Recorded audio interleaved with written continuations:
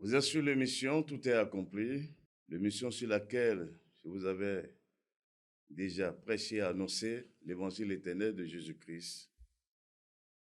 Selon les Écritures, dans Apocalypse 14, le verset 6 à 7, je vis un autre ange qui volait par le milieu du ciel, ayant un évangile éternel, pour l'annoncer aux habitants de la terre, à toute nation, à toute tribu, à toute langue et à tout peuple.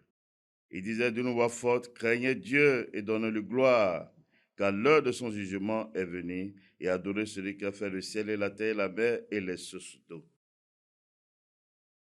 Et sur cette parole que je vous avais déclarée en 2013, que le temps de jugement est accompli, et c'est la vérité. Et nous sommes dans l'heure de la vérité. Dans cette phase où je suis sorti encore, ce n'est pas pour prêcher un autre évangile. Selon Matthieu 13, le verset 24 à 30, après le retrait des ivraires, des prophéties de date, l'avènement de Jésus-Christ dans moins de 10 ans, à compter de 2013, l'avènement de la bête et de sa marque, le 29 mars 2015, selon l'ordre que j'ai reçu du Père, c'est de vous apporter la lumière sur la vérité de cet évangile qui vous a été déjà prêché. Car personne ne dira, je n'ai pas compris. Personne ne dira, on m'a trompé. Personne ne dira, je n'ai pas écouté, je n'ai pas entendu. Et nous voici dans l'heure de la vérité. En parlant de cet évangile, je vous ai dit, selon l'intelligence du Père, cela parle de l'avènement de Jésus-Christ, le Fils de l'homme, c'est-à-dire son apparition du ciel, comme les Écritures l'ont annoncé dans Apocalypse 1, le verset 7. Voici, il vient avec des nuées, et tout œil le verra, même ceux qui l'ont percé, et toutes les tribus de la terre se lamenteront à cause de lui. Oui, amen. Voici, il vient avec les nuées. C'est-à-dire, il apparaîtra du ciel, et tout œil le verra, même ceux qui l'ont percé. Et c'est dit, et toutes les tribus de la terre se lamenteront à cause de lui. Car c'est un jour de colère, c'est un jour de vengeance, et c'est un jour de la destruction totale de ce monde avec tout ce qui renferme. Et c'est un message de jugement, c'est un message d'avertissement que je vous avais prêché. Et le signe éminent de cet évangile, c'est le jugement de Babylone. Babylone, c'est-à-dire Rome, qui est représentée par son Église catholique romaine sur toute la terre. Et vous avez déjà reçu la vérité sur cela. Car c'est dans la deuxième phase de son jugement que nous sommes. Et c'est en vertu de cela que le Père m'a dépêché une fois encore pour vous parler selon la vérité de cet évangile qui est la vérité, qui est le témoignage que le Père m'a donné en me marquant de son sceau pour vous porter cette bonne nouvelle. Car c'est une bonne nouvelle pour ceux qui aiment le règne de Dieu, ceux qui portent l'espérance de son règne. Et le second signe, c'est l'apparition de la bête, c'est-à-dire l'Antéchrist. Après la disparition d'un esprit éternel de Babylone à la vue de tous, car ça ne serait pas caché. Si la première phase de son jugement n'a pas été cachée, vue de tous sur toute la face de la terre en 2020, la phase dans laquelle nous sommes, la fumée de son incendie, sera visiblement manifeste et vue de tous sur toute la terre. Et c'est dans ça que nous sommes. C'est dans ça que nous sommes. C'est le signe éminent de cet évangile. Je n'ai pas un autre signe à vous donner. Et ce que je vous dis, c'est la vérité, c'est dans vos Bibles. Car vous avez tous la Bible et toute l'écriture doit s'accomplir. Aussi longtemps que vous ne pouvez pas annuler les Écritures, nous voici dans l'heure de la vérité. Que celui qui a d'oreilles pour écouter, écoute. Celui à qui cela a été donné de comprendre, comprenne. Car ce que je dis, c'est la vérité. C'est la vérité. Que les fils de la perdition ont cru combattre, ont cru détruire par toutes sortes de méchanceté sous l'onction de leur père, le diable, et qui peut combattre contre Dieu. C'est la fin qui compte et nous sommes dans la fin pour voir. Une fois encore, nous sommes là, c'est pour vous parler selon la vérité de l'évangile éternel. Nous avons commencé par parler des deux ministères par lesquels Dieu a manifesté le salut pour toute l'humanité. On était parti du ministère de Moïse, c'est-à-dire le ministère de la loi. Mais aujourd'hui, nous allons parler précisément du ministère du Christ, le Fils de Dieu, le Fils unique de Dieu vivant, Jésus-Christ homme, le ministère de la foi, le ministère de la grâce. Et de ça que nous voulons parler. Et ce que vous devez retenir, ce ministère s'adresse à toutes les nations. C'est pour le monde entier, c'est pour tous les peuples de la terre. Le ministère de Christ, le ministère de Jésus-Christ homme. Cela ne s'adresse pas à un seul peuple. Cela ne s'adresse pas à une seule nation. Cela s'adresse à toutes les nations, c'est-à-dire au monde entier. C'est pourquoi lorsque nous lisons dans Jean 3, le verset 16, « Car Dieu a tant aimé le monde qu'il a donné son Fils unique, afin que quiconque croit en lui ne périsse point, mais qu'il ait la vie éternelle. » C'est bien dit, Dieu a tant aimé le monde. Ce n'est pas écrit Dieu a tant aimé Israël. Ce n'est pas écrit Dieu a tant aimé la maison de Jacob, mais c'est le monde qui a été indiqué. Car Dieu a tant aimé le monde qu'il a donné son Fils unique, afin que quiconque croit en lui ne périsse point, mais qu'il ait la vie éternelle. C'est-à-dire qu'il soit préservé de la colère de ce jour, de l'heure du jugement de Dieu qui est accompli en 2013 pour cette heure où nous sommes. Craignez Dieu et donnez-lui gloire, car l'heure de son jugement est venue. Le temps de son jugement est accompli et nous voici dans l'heure de la vérité. Dans le ministère de Christ,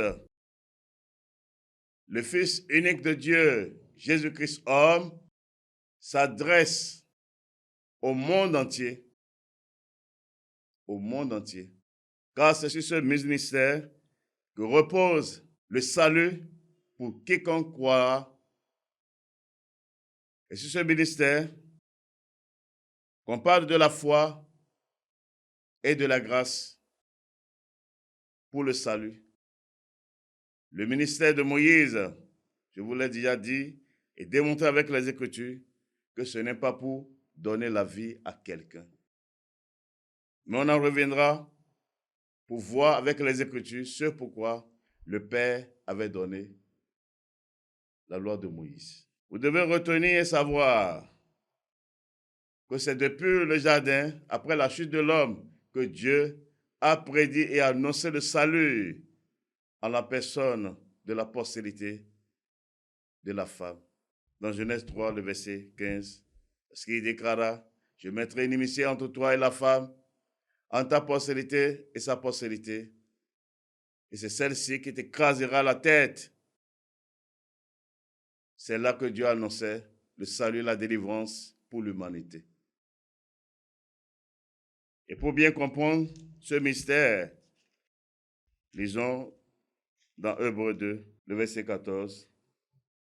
Ainsi donc, puisque les enfants participent au sang et à la chair, c'est-à-dire sont des êtres humains, il y a également participé lui-même afin que par la mort, il anéantisse celui qui a la puissance de la mort, c'est-à-dire le diable, et qui délivra tous ceux qui, par crainte de la mort, étaient toute leur vie retenus dans la servitude. C'est-à-dire quoi? Il a été déjà annoncé, c'est la postérité de la femme qui t'écrasera la tête, c'est-à-dire qui va te dépouiller de toute ta puissance. Et comme je vous l'avais dit, selon les Écritures, dans Genèse 3, verset 14, la partie qui disait « Tu mangeras de la poussière tous les jours de ta vie », c'est là que Dieu a livré toute la création de ce monde terrestre sous son pouvoir. Et il détenait la puissance de la mort sur toute la création. C'est pourquoi on l'appelait le prince de ce monde. Mais celui qui a fait cela, il a annoncé le salut. Mais c'est en une seule personne, la postérité de la femme. Et ce salut qui a été annoncé, c'est sa porte qui a été ouverte avec ses mains, avec puissance de Dieu à Abraham, à qui les promesses ont été données.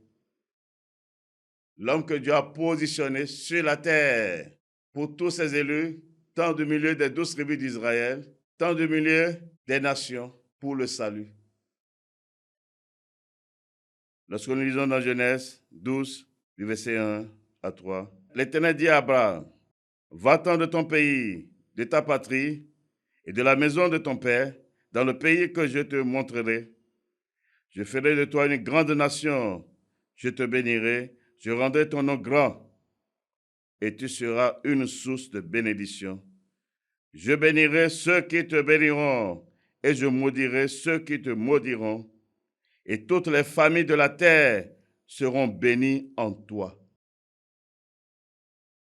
Abraham, le croyant, le père des croyants devant Dieu sur toute la terre, sur toute la surface de la terre, car c'est le seul homme que Dieu a appelé, c'est le seul homme que Dieu connaît. C'est pourquoi c'est à lui qu'il a remis toutes les promesses. Il est bien dit, et toutes les familles de la terre seront bénies en toi. Ce n'est pas une seule, toutes les familles de la terre. Ce n'est pas uniquement la famille, la maison de Jacob, mais toutes, c'est écrit. La promesse que Abraham a reçue pour le salut, ce n'est pas pour une seule maison, c'est pour toutes les familles de la terre. C'est pour la terre entière, c'est pour le monde entier. Et lorsque il est dit, et tu seras une source de bénédiction, c'est-à-dire quoi? Une source de salut. La bénédiction dont il s'agit ici, ce n'est pas l'or et l'argent, ce n'est pas la richesse de ce monde, c'est du salut. Il est la source du salut pour tous les croyants. Je vais vous le montrer selon les Écritures. Il est la source du salut pour tous les croyants, c'est-à-dire les élus de Dieu. Si quelqu'un dit qu'il croit en Dieu, il doit savoir qu'il détient cette grâce de la promesse qui a été faite à cet homme dès le commencement. Or, pour que cette promesse soit un serment de Dieu dans toute sa puissance, Dieu ne s'est pas arrêté là. Lorsque nous lisons dans Genèse 17, le verset 1, lorsque Abraham fut âgé de 99 ans, l'Éternel apparut à Abraham et lui dit, Je suis le Dieu Tout-Puissant. Marche devant ma face et sois intègre. J'établirai mon alliance entre moi et toi, et je te multiplierai à l'infini. Abraham tomba sur sa face, et Dieu lui parla en disant, voici mon alliance que je fais avec toi. Tu deviendras père d'une multitude de nations. On ne t'appellera plus Abraham, mais ton nom sera Abraham, car je te rends père d'une multitude de nations. Voilà la vérité. C'est une alliance, ce n'est pas alliance que cette promesse a été rendue effective en lui. Et c'est cette alliance qu'il a élevée à ce rang du Père de toutes les nations. Il n'est pas seulement le Père de la maison d'Israël, de la maison de Jacob, mais de toutes les nations selon les Écritures. Car celui qui est en train d'agir derrière lui a son plan. Il a son plan. Et ce n'est pas une alliance que personne ne peut annuler. C'est Dieu même qui l'a fait ainsi. Pour le salut de ceux qu'il a appelés. Et pour preuve, au jour de Lot, lorsque Dieu voulait détruire Sodome et Gomorrhe, voyons ce qui s'est passé. Sur quoi Dieu s'est appuyé pour préserver la vie à son élu Lot. Lisons dans Genèse 18, verset 17. Alors l'Éternel dit, cacherai-je à Abraham ce que je vais faire? Le verset 18. Abraham deviendra certainement une nation grande et puissante, et en lui seront bénies toutes les nations de la terre. Dieu s'est souvenu de son plan en lui. Dieu s'est souvenu de sa grâce qu'il a mis en lui, de la source qu'il a fondée en lui, la source du salut, parce qu'il veut faire une intervention avant de détruire Sodome et Gomorrhe. Il est bien dit, Abraham deviendra certainement une nation grande et puissante, et en lui seront bénies toutes les nations de la terre. Et qu'est-ce que je vais vous montrer par là? Lorsque nous lisons dans Genèse 12, 9, le verset 29, il est dit, lorsque Dieu détruisit les villes de la plaine, il se souvint d'Abraham et il fit échapper Lot du milieu du désastre, par lequel il bouleversa les villes où Lot avait établi sa demeure. Voilà les Écritures. Il est bien dit, Dieu se souvient de qui? D'Abraham. Ce n'est pas de Lot qui s'est souvenu, mais de Abraham. Parce que c'est lui qu'il connaît. C'est lui qui l'a appelé. C'est lui qui avait les promesses. C'est avec lui qu'il a fait l'alliance pour le salut. Donc pour intervenir, c'est de lui qui s'est souvenu d'abord. Il a visité d'abord. Il est allé vers lui d'abord pour lui parler de ce qu'il veut faire. C'est là qu'il est rentré en supplication avec lui. Mais nous avons vu selon les Écritures, car la parole de Dieu, c'est la vérité. Le verset 29 que nous relisons, lorsque Dieu détruisit les villes de la plaine, il se souvint d'Abraham et il fit échapper Lot du milieu du désastre. Ce n'est pas égal à Abraham que la vie a été préservée. À qui? À l'élu, le juste Lot. Il n'est pas juste par rapport à ses œuvres, mais c'est par rapport à la foi d'Abraham. Il dépendait de la foi d'Abraham. Et la foi d'Abraham, c'est pour toutes les nations, car la promesse du salut, longtemps d'avance qui a été faite, c'est pour tout le monde entier. Ce n'est pas pour une seule maison. C'est pourquoi le ministère de Christ, qui est l'auteur du salut, s'adresse à tout le monde entier. À tout le monde entier. Et toujours lorsque nous lisons dans Genèse 22, le verset 18. Toutes les nations de la terre seront bénies en ta postérité parce que tu as obéi à ma voix. Ce n'est pas l'égard à sa foi, à son obéissance, à la voix de son Dieu que le salut est accessible à toutes les nations. Mais ici, il y a une particularité qui est ressortie. Parce que Dieu est en train de marcher, c'est un architecte, il est en train de poursuivre quelque chose en lui. Il est en train de ressortir quelque chose en lui. Toutes les nations de la terre, c'est bien dit toutes les nations de la terre. Il n'est pas dit une nation. Toutes les nations de la terre seront bénies en ta postérité. Là, Dieu est en train de centrer son plan. Or, qu'est-ce qui s'est passé ici? C'est lorsque Abraham a été mis à l'épreuve par Dieu, il lui a demandé de faire le sacrifice de son fils pour lui, qui n'est qu'une figure du Père et du Fils, qui annonçait ce que nous avons lu dans Jean 3, le verset 16. Dieu a tant aimé le monde, il a donné son Fils unique. C'est une figure qui annonçait le plan de Dieu. C'est pourquoi, lorsque nous lisons dans Genèse 22, le verset 1, après ces choses, Dieu mit Abraham à l'épreuve et lui dit, Abraham, et il répondit, me voici. Dieu dit, prends ton fils, ton unique. Voilà la vérité, ton unique. Parce que Dieu a un plan derrière cela. Parce que c'est un messager de Dieu, c'est un prophète de Dieu qui annonçait le plan de Dieu et de son fils pour le salut, qui est résumé en lui.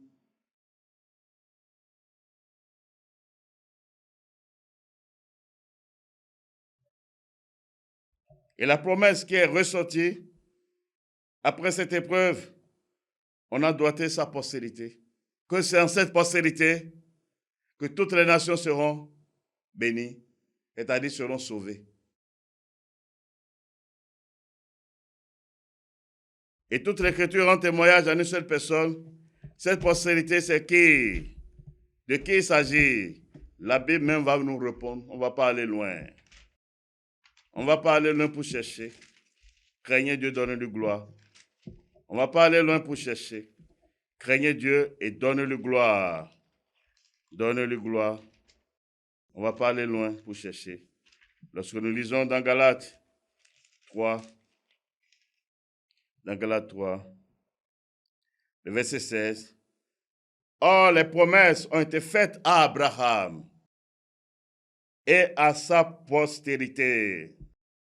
Il n'est pas dit et aux postérités, comme il s'agissait de plusieurs, mais en tant qu'il s'agit d'une seule, et à ta postérité, c'est-à-dire à Christ.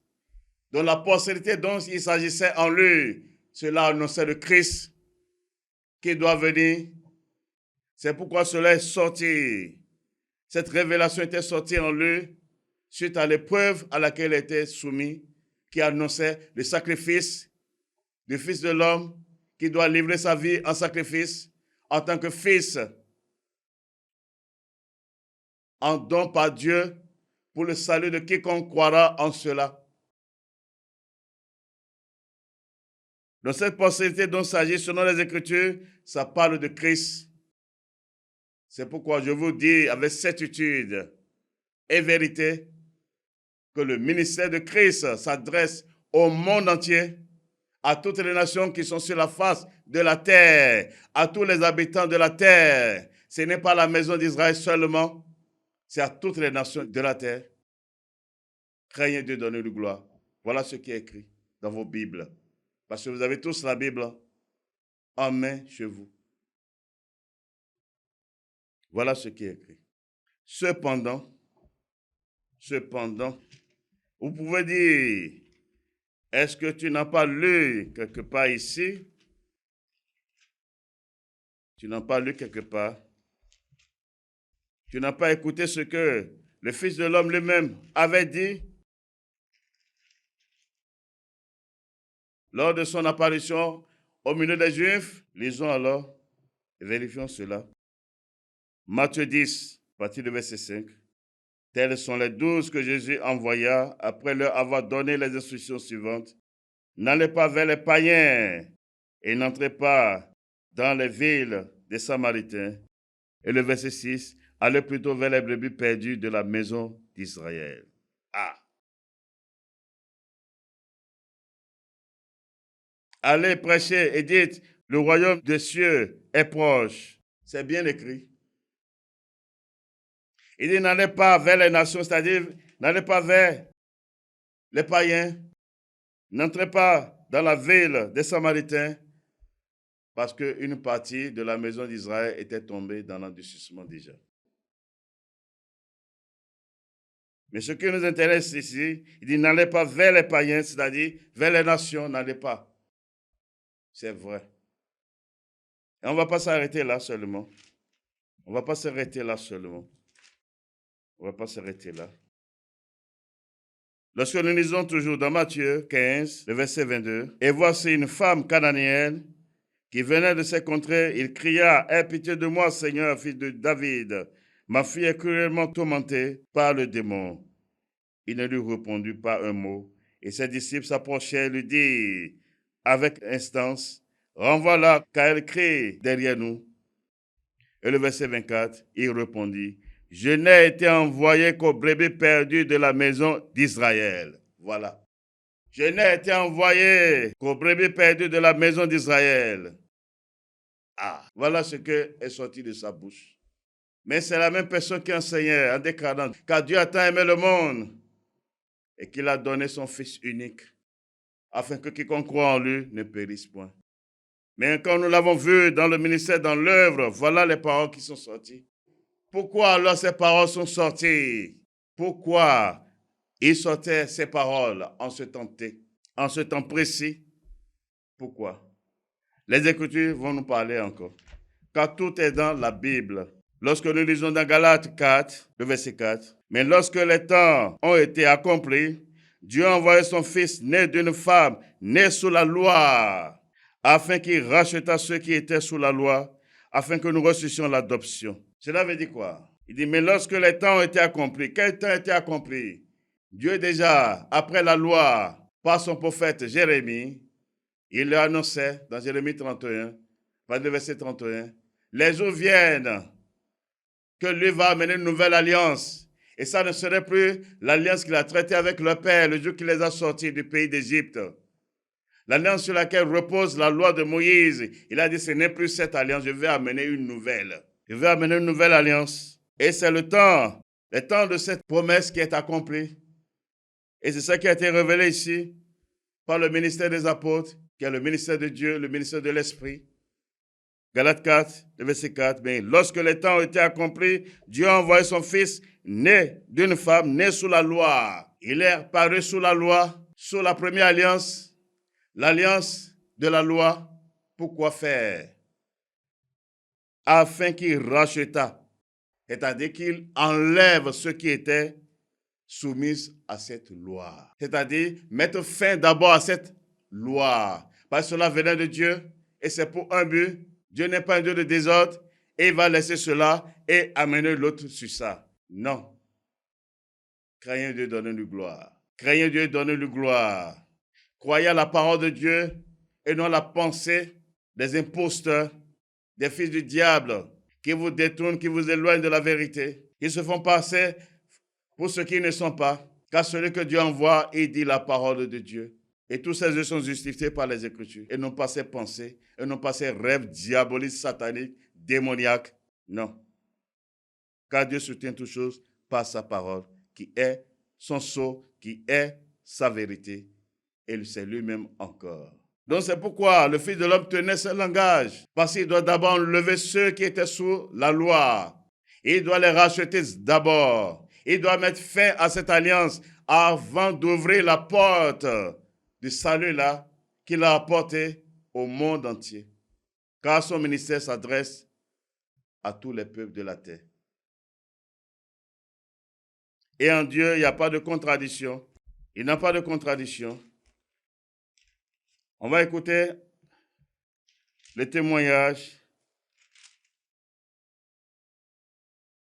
On va écouter le témoignage. Le témoignage d'un prophète juif. Dans Luc 2, le verset 25. Et voici, il avait à Jérusalem un homme appelé Siméon. Cet homme était juste et pieux. Il attendait la consolation d'Israël et l'Esprit Saint était sur lui. Il avait été divinement averti par le Saint-Esprit qu'il ne mourrait pas avant d'avoir vu le Christ du Seigneur. Car il y a un seul Christ. Il vint au temple, poussé par l'Esprit, et comme les parents apportaient le petit enfant Jésus pour accomplir à son égard ce qu'ordonnait la loi, il le reçut dans ses bras, bénit Dieu et dit, « Maintenant, Seigneur, tu laisses ton serviteur s'en aller en paix, selon ta parole. Car mes yeux ont vu ton salut. » Et c'est pas arrêté là. Dans le verset 31, « Salut que tu as préparé devant tous les peuples. » Ce n'est pas seulement devant Israël. Il dit le salut que tu as préparé devant tous les peuples. Et le verset 32, « Lumière pour éclairer les nations. » Ce n'est pas seulement lumière pour éclairer la nation d'Israël, mais c'est les nations. Et gloire d'Israël, ton peuple, parce que c'est de là qu'il est sorti. C'est là leur gloire. Mais cela ne veut pas dire que son ministère, ça limite là. Non. Car selon le plan de Dieu, c'est Israël qui est le premier fils.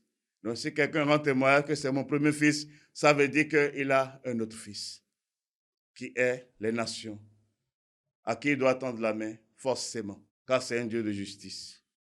Le salut que tu as préparé devant tous les peuples, dont le ministère de Christ s'adresse à tous les peuples, ce n'est pas seulement à la maison d'Israël.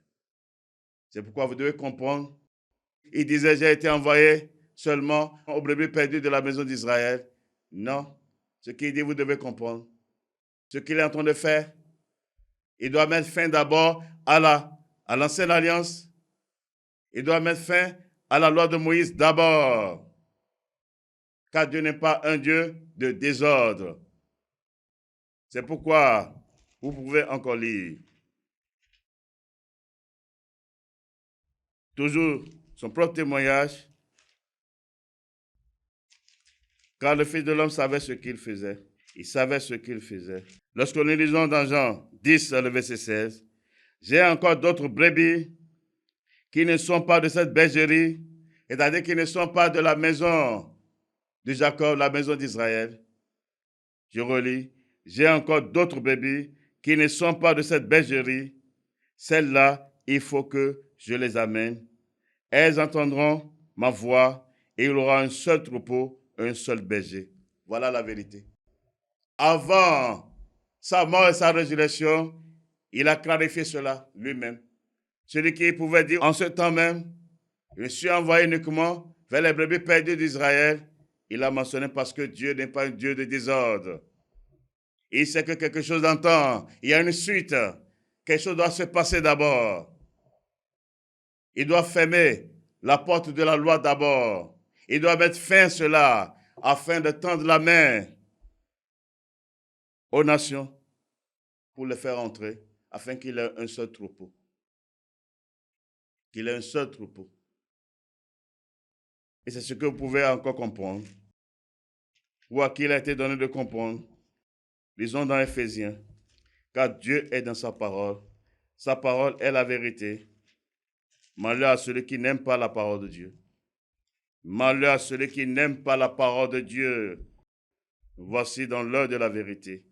Lorsque nous lisons dans Éphésiens 2, le verset 11, « C'est pourquoi vous, autrefois, païens dans la chair, appelés incirconcis par ceux qu'on appelle circoncis, et qui le sont en la chair par la main de l'homme. » Ici, vous devez comprendre, ceux qui sont appelés incirconcis, c'est quoi? C'est les païens, c'est les nations.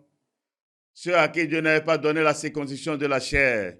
Mais les circoncis, c'est les Juifs, c'est la maison d'Israël, à qui Dieu a donné la circoncision de la chair pour les distinguer parmi les nations qui sont sur la face de la terre. Mais lorsque nous lisons dans le verset 12, souvenez-vous que vous étiez en ce temps-là sans Christ, privés du droit de cité en Israël, étrangers aux alliances de la promesse, sans espérance et sans Dieu dans le monde. Mais maintenant, en Jésus-Christ, vous qui étiez jadis éloignés, vous avez été rapprochés par le sang de Christ, car il est notre Père, lui qui des deux n'en a fait qu'un, et qui a renversé le mur de séparation, l'inimitié, ayant anéanti par sa chair la loi des ordonnances dans ses prescriptions, afin de créer en lui-même avec les deux un seul homme nouveau, en établissant la paix. Voilà la vérité. Il a bien dit, j'ai encore d'autres brebis qui ne sont pas de cette bergerie. Il faut que je les amène, mais afin que cela ne soit manifeste, il doit d'abord mettre fin à la loi de Moïse. Il doit d'abord enlever le mur de la séparation entre les nations et la maison d'Israël, qui est la loi de Moïse. Et c'est ça qui est expliqué ici, précisément dans le verset 14. Car il est notre Père, lui qui des deux n'en a fait qu'un. C'est-à-dire un seul troupeau. Les Juifs et les non-Juifs, la maison d'Israël et les nations sont devenus un. Et qu'est-ce qu'il a fait? Car il est notre Père, lui qui des deux n'en a fait qu'un, et qui a renversé le mur de séparation, l'inimitié. Comme en faisant quoi, le verset 15, ayant anéanti par sa chair, c'est-à-dire par son sacrifice, la loi des ordonnances, la loi de Moïse, avec toutes ses prescriptions, toutes ses ordonnances, afin de créer en lui-même, avec les deux, un seul homme nouveau, afin qu'il n'y ait plus de différence entre Israël et les nations. Car Dieu n'est pas seulement Dieu d'Israël, il est le Dieu de toutes les nations. La terre entière appartient à Dieu, les nations appartiennent à Dieu. Craignez Dieu, donnez-lui gloire. Dieu est dans sa parole, et sa parole est la vérité. Et c'est cette parole qui vous juge. C'est pourquoi vous avez intérêt à fuir, si vous avez bien compris.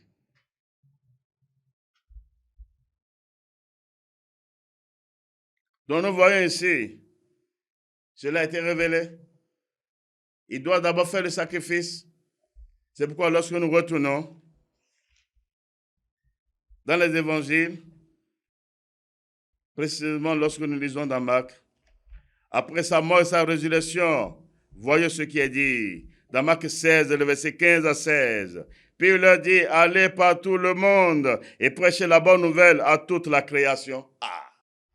Celui qui pouvait dire autrefois, quand il n'était pas encore mort, il n'avait pas encore fait le sacrifice, il n'avait pas encore livré sa vie pour le sacrifice, pour le péché, disait, n'allez pas vers les païens, c'est-à-dire n'allez pas vers les nations.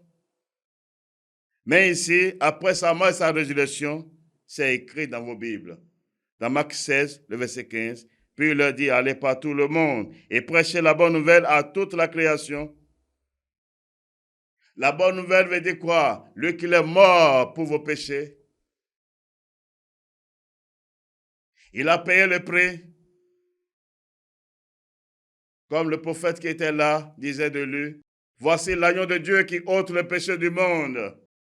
Il a ôté le péché, il a payé le prix du péché du monde entier, afin que désormais tous les regards soient tournés vers lui seul pour le salut.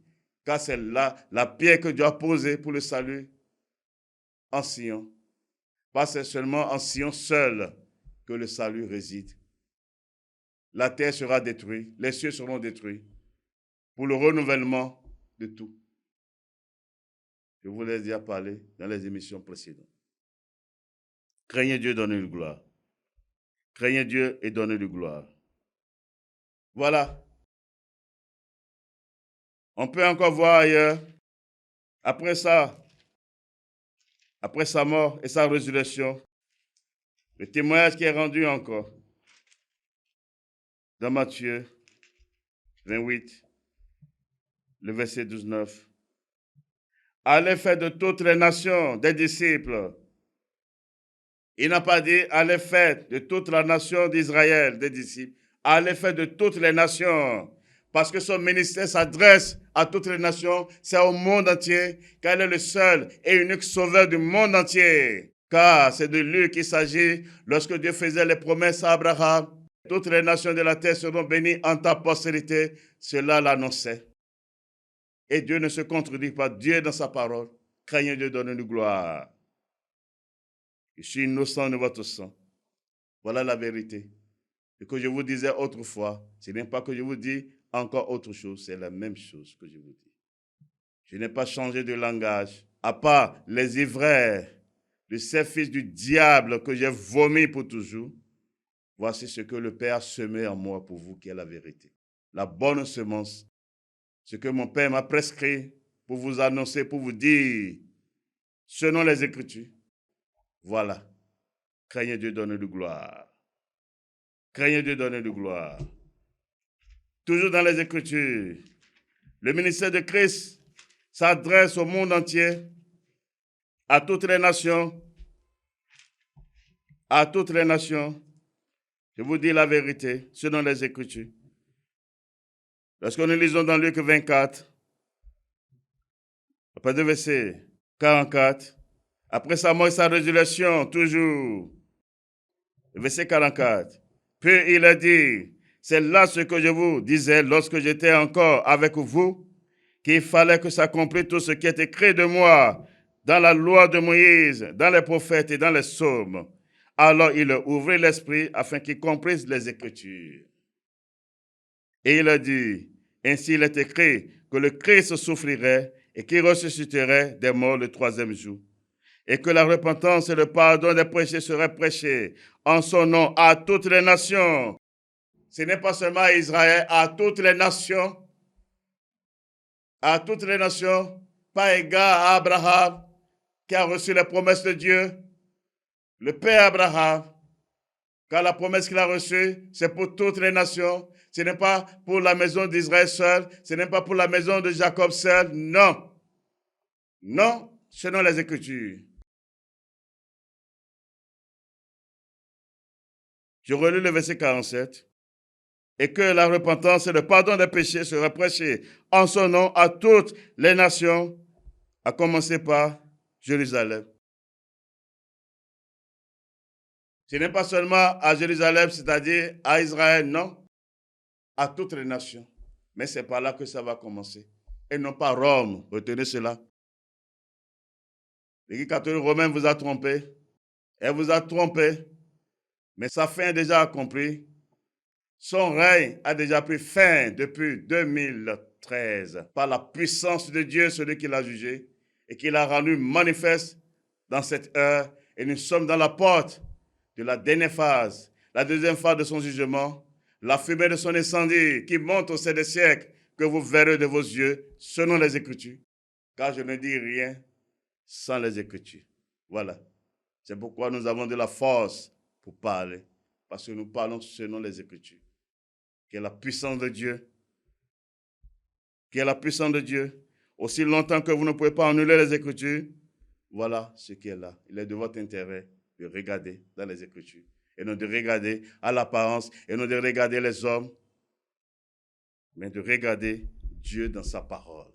Car la Bible, c'est la parole de Dieu qui parle de Dieu, de ses œuvres, et non d'une histoire d'un peuple, comme les maudits, les fils du diable, des imposteurs, les antichrists. Vous pouvez dire, non, la Bible n'est pas la parole de Dieu. Ils ont quel esprit pour parler des choses de Dieu? Voilà ce qui est là. Et pourquoi il n'y a pas d'excuse pour vous? Il n'y a pas d'excuse pour vous. Si je suis sorti pour vous parler encore ouvertement, sachez que c'est la fin, vraiment. C'est vraiment la fin. Et nous voici dans l'heure de la vérité. Dans le ministère de Christ, c'est pour toutes les nations. Il n'y a pas Christ pour chaque nation. Il n'y a pas Christ pour chaque continent. Il n'y a pas Christ pour chaque maison. C'est une abomination. C'est le diable. Il a un seul Christ. Selon les Écritures. Selon les Écritures. Il y a un seul Christ. Il y a une seule postérité qui a été indiquée en Abraham, qui est le Christ, le Fils unique de Dieu, vivant pour le salut de toute l'humanité, pour le salut de toutes les nations, pour le salut de tous les peuples, pour le salut de toutes les tribus, pour le salut de toutes les langues. Il n'y a pas Christ pour chaque nation. C'est des maudits, c'est des imposteurs, des fils du diable. Craignez de donner une gloire. Craignez de donner une gloire. Donc le ministère de Christ, c'est pour toutes les nations. Et cela parle de la foi. C'est pourquoi lorsque vous lisez dans vos Bibles, qui est la parole de Dieu, la vérité, qui est la parole de Dieu, la vérité. 1 Timothée 2, le verset 5. Car il y a un seul Dieu et aussi un seul médiateur entre Dieu et les hommes, Jésus-Christ homme. 1 Timothée 2, le verset 5 dit quoi? Car il y a un seul Dieu. Il n'y a pas deux dieux, il n'y a pas trois dieux. Il n'y a pas de dieux. Il y a un seul Dieu. Et aussi un seul médiateur entre Dieu et les hommes, Jésus-Christ homme. C'est ce qui est écrit. Un seul médiateur. Il n'y a pas un autre médiateur qui va dire non, c'est moi que vous devez écouter. C'est moi le nouveau Christ, c'est moi ceci. C'est des fils du diable. Le Christ se révèle. Dieu le révèle. Il ne se proclame pas. Il ne se proclame pas.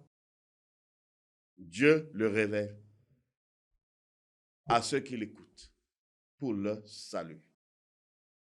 Donc c'est bien dit dans 1 Timothée 2, verset 5, car il y a un seul Dieu et aussi un seul médiateur entre Dieu et les hommes, Jésus-Christ homme. Donc son ministère s'adresse à tous les hommes.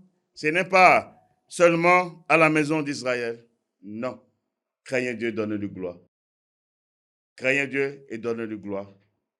Le ministère de Christ, le Fils unique de Dieu, Jésus-Christ homme, le ministère de la foi, le ministère de la grâce, s'adresse à toutes les nations, à tous les hommes sur la face de la terre. Et ça qui est la vérité.